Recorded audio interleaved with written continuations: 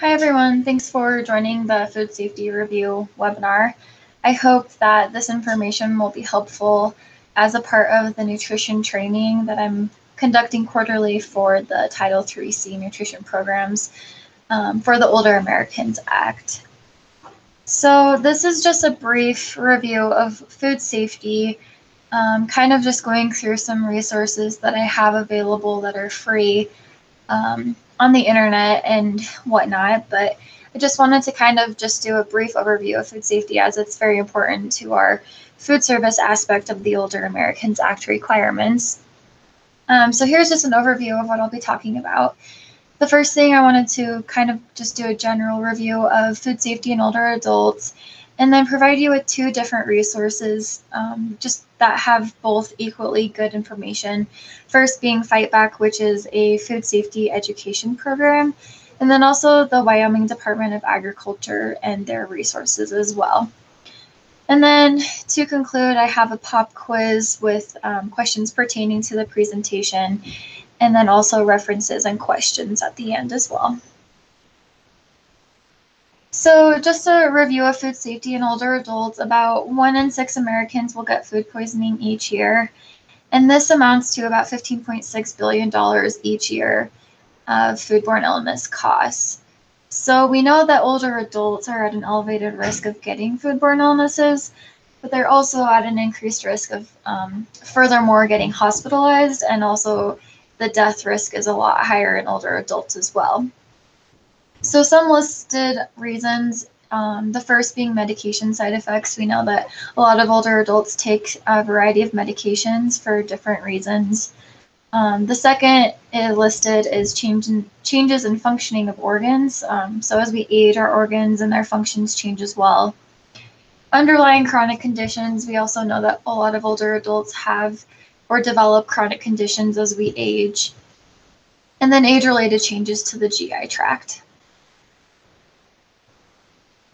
So listed here, I have some common food pathogens that affect older adults, and there's 3 listed. So the first is E. coli, and this usually comes from undercooked ground beef, but we also see it in unpasteurized milk and juices, contaminated raw fruits and vegetables, and water sources. And E. coli is spread via person-to-person contact. The next pathogen listed is Camelobacter, and we commonly see this in unpasteurized milk, and also raw or undercooked meat, poultry, or shellfish, and then again, untreated or contaminated water. And the last pathogen listed is Salmonella, and most people know the source of this. It's generally raw or undercooked eggs or poultry, but it can also be meat as well. Or unpasteurized milk or juices, cheese and seafood, fresh fruits and vegetables. So overall, we kind of see some common foods listed here throughout all these different pathogens and their sources. And going further, these are the foods to avoid. And again, these are the common food sources where these pathogens can be found. So just make sure that if these foods are being served to older adults, we just take those extra precautions. So the foods to avoid listed are soft cheeses, raw or undercooked meat, poultry, eggs, or seafood, unwashed vegetables or fruits, deli meats, including hot dogs that may not be heated to a proper temperature. This can also include soups or canned goods that haven't been heated to the proper temperature. Raw sprouts is also listed, and then unpasteurized milk, and this can also be unpasteurized juices as well. So the first source I wanted to talk about is Fight Back, and as I mentioned, this is a food safety education program that provides free services on their website. Fight Back has 4 core practices, and they're listed here. You can see that they are to clean, so washing hands and surfaces, to separate, preventing cross-contamination, cook, we want to make sure that we're cooking those foods to a proper temperature, and then chill, so just using proper cooling methods as we are cooking and serving older adults. So I'm just going to go through each core practice, and the first being clean. We want to make sure we're washing our hands with warm water and soap for at least 20 seconds, making sure that we wash cutting boards, dishes, and utensils and also countertops with hot soapy water. Rinsing fresh fruits and vegetables under running tap water. Even if we plan to peel them, we still need to wash them. And then not washing raw meat and poultry before cooking. This is to prevent cross-contamination and just avoid adding that additional risk of getting pathogens into our foods. The next core practice is to separate. So this is pretty simple. We just want to keep raw meats versus prepared foods separate. One way to do this is to have a designated cutting board, one for raw meats and poultry, and then having a separate one for fresh produce or other foods that are prepared. And then we also want to just keep in mind that you never want to place cooked food on a plate that previously had raw meat. So for instance, if you're grilling and you're cooking a raw hamburger, you don't want to place that hamburger once it's cooked on the same plate that you took outside. The next core practice is to cook. So this is pretty simple. We just want to make sure that we're cooking the foods to an internal temperature that will kill bacteria.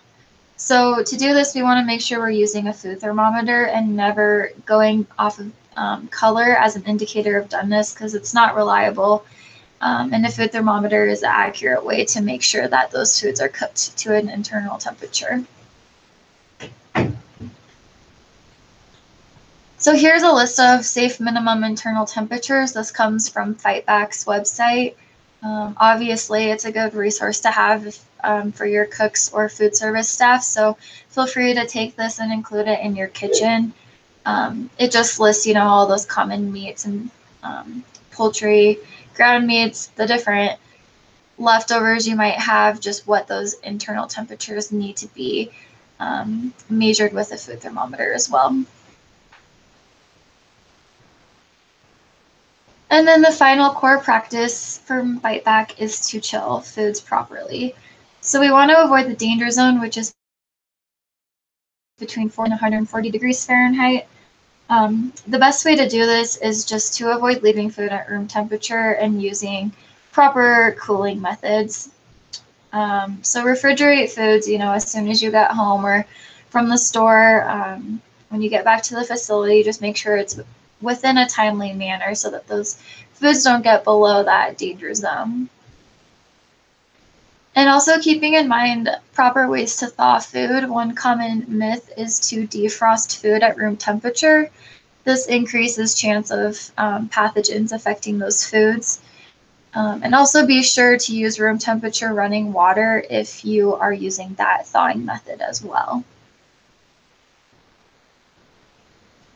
So that was just a very brief summary of Fightback and the sources. Again, please refer to the website. They have a lot of really great tools that I didn't include necessarily in this presentation. So again, just use them as a resource for food safety trainings and education.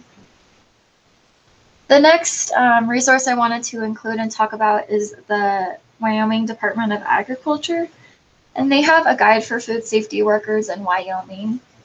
And it's similar to Fightback in their key principles, but I kind of just wanted to reiterate and show you a little bit more about these as well. So listed here are the 4 key principles for safe food handling. And so I'm just going to go through the 4 key principles with the remainder of the presentation.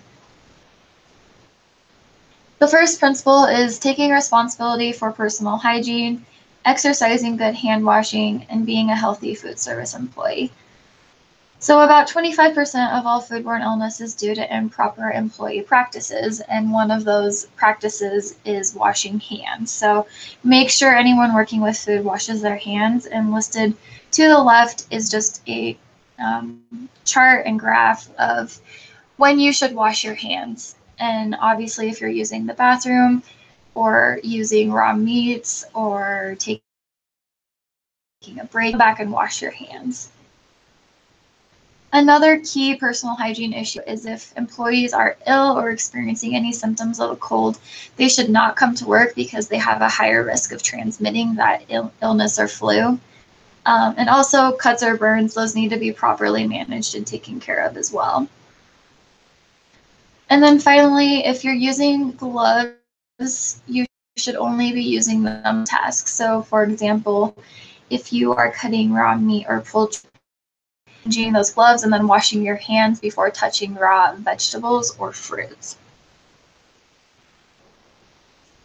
The next practice is to know what potentially hazardous foods are and keeping them at correct and safe temperatures.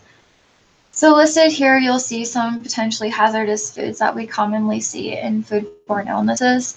These are generally high protein foods, so as listed, meat, poultry, eggs. And then noting that bacteria usually grows best in the danger zone. So again, we want to avoid that zone between 40 degrees and 140 degrees Fahrenheit. Being sure that we review and have that temperature requirement on hand for the foods, and then using the thermometer to properly measure the internal temperature of those foods. Lastly, again, just reiterating that we need to use proper methods when thawing frozen foods. So the next practice is to use correct cook-down methods for all potentially hazardous foods. So approximately 56% of all foodborne illness cases are due to improper cooling of potentially hazardous foods. High-risk foods should be cooled from 135 degrees to 41 degrees or less within 6 hours. And be sure to use the proper methods for cooling. So listed to the left, there's just some examples of proper methods to use. So you can use a shallow metal pan to increase surface area, which would thereby increase the cool down rate. You can use an ice water bath or also a cool paddle, which is just ice commonly used for soups, so you would stir them. So you don't have to use these methods, they're just listed here to reiterate that they are proper methods and should be used as such. And then the final practice is using good sanitization methods to prevent cross-contamination. So cross-contamination is the transfer of harmful bacteria from one food to another. This can be done by using utensils, equipment, or just human hands. And to prevent that cross-contamination, we want to store foods properly in the fridge and also the freezer. An example of improperly storing food would be to have raw chicken over lettuce. So the drippings from chicken can drip onto the lettuce, which is a pre-prepared food. So just make sure Fight Back even has an example of how to properly store foods. So just be mindful of that when you are storing your foods and doing inventory and things like that. And then finally, we want to use proper sanitizing solution to prevent and minimize cross-contamination on food contact surfaces. So I know the Wyoming Department of Agriculture and also Fight Back both have some information on proper sanitizing solutions, and this includes the specific chemicals and how much of the chemicals to be used to create that proper solution. So that's just a brief overview and summary of some of the useful resources I have found. Obviously, there's a million other resources you can use online as well. So whatever you see fit to using at your facility, just go ahead and use that as well. Next, I have the pop quiz, and again, you can use this with your employees. All of the answers should be found within this presentation. So first off, how long should hands be washed with water and soap for? The answer is 20 seconds. At what temperature should you keep your refrigerator and freezer? The refrigerator should be at 40 degrees or below, and your freezer should be at 0 degrees or below. At what internal temperature is a ground beef burger safe to eat? And if you'll take a look at that chart, it's 160 degrees. What is the minimum temperature at which hot foods on a serving line should be maintained? And the answer is 135 degrees. This is very important when working with the older adult population or a congregate setting where you're actually are serving the food on a serving line. What pathogen is the greatest risk found in raw chicken? And the answer is salmonella. The pathogen most associated with undercooked beef, especially hamburger, is E. coli. When you are not feeling well and have a sore throat or diarrhea, you should stay at home. And then here is just listed those references that I have been referring to throughout the presentation. So again, feel free to use these, feel free to use other resources, whatever your needs are at your specific facility. And then listed is my contact information. If anyone has specific questions, please feel free to reach out to me. I'm always available and can try and answer your questions to the best of my ability. So this is all I have for the food safety review. Thanks for your time, and I hope it was helpful.